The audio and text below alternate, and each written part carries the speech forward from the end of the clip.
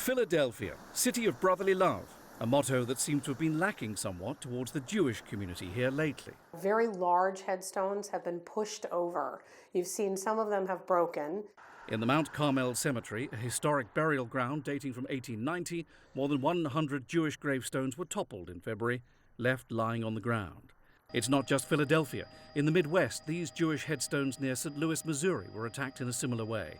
And almost daily now, across the country, there are reports of telephone threats made against Jewish community centers, old people's homes, and schools. This is the ancient Mount Carmel Cemetery, and as you can see, these headstones all around me are down.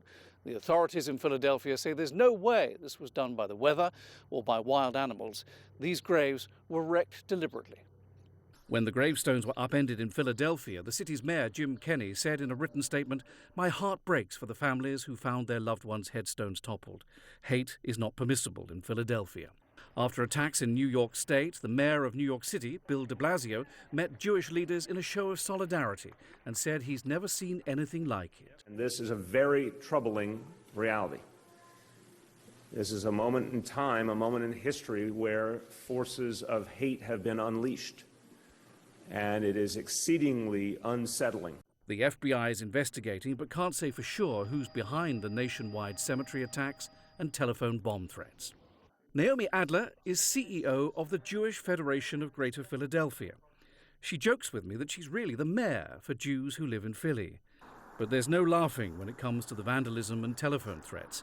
She says it's very frightening, because for many Jews, it evokes memories of the Holocaust. Immediately, you have this feeling of, what's next? There has to be something next. And then, of course, when there is, it's even more anxiety-provoking, not only for the individual, but the entire community. In the current highly charged political climate, many blame U.S. President Donald Trump for not tamping down hate speech among his supporters during the long election campaign. The president has spoken out against anti-Semitic attacks and used the opening moments of his first address to a joint session of Congress last month to highlight the problem.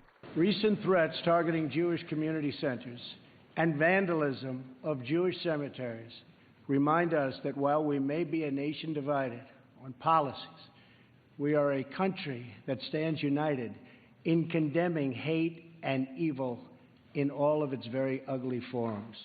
Naomi Adler says the issue goes way beyond the president and the harsh rhetoric of the election campaign. I don't blame any elected official or any particular leader. I blame an entire society that a few years ago started to use social media as an anonymous way to threaten people. I myself have been the target of tweets that are incredibly nasty, rude, and very frightening to me and my family.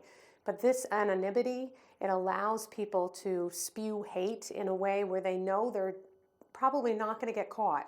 It's a sentiment shared by the head of the local Anti-Defamation League, which put up $10,000 immediately, and which other groups have more than matched, for information leading to the arrest of whoever's behind the cemetery damage and the bomb threats. We certainly do not think that Mr. Trump, President Trump, is an anti-Semite. No one has ever said that from our organization, nor do we believe it. But what we do believe is that the administration needs to be a stronger voice when it comes to these kind of situations. The ADL has a list of priorities for the Trump administration it says would help to bring the temperature down. Actions speak much louder than words, so let's get federal agencies together in a united team to look at these issues to combat this kind of hatred. Let's get anti-bias education in our schools for our children. Let's make sure our police officers are properly trained in hate crimes so that they can deal with the communities. And let's make sure that we're looking nationally at the problems of hatred online and addressing them. While the authorities investigate the attacks and threats against the Jewish community as hate crimes, for those directly targeted, the pain of knowing that they and even their deceased relatives are targets is unlikely to fade anytime soon. John Terrett, CGTN, Philadelphia.